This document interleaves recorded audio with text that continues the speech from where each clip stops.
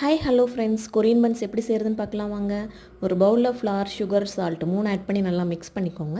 தென் butter, egg, yeast, water 4 add பண்ணிவிட்டு நல்லா பிசைஞ்சுக்கோங்க.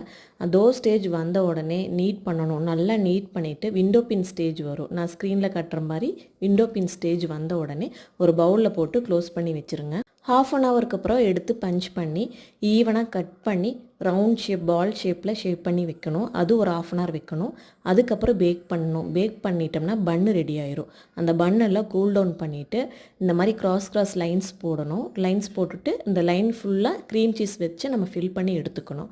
அப்புறம் பட்டர், கார்லிக் அந்த ஃபில்லிங்ஸை ரெடி பண்ணணும். ப்ரிப்பேர் பண்ணிவிட்டு க்ரீம் சீஸ் ஃபில் பண்ணி வச்ச பன்னு 1 பை 1 ஸ்க்ரீனில் தெரிகிற மாதிரி டிப் பண்ணி எடுத்து வச்சுக்கோங்க.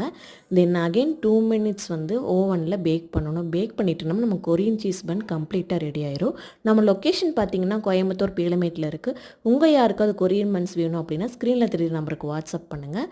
Subscribe my channel. Thank you so much for வாட்சிங்.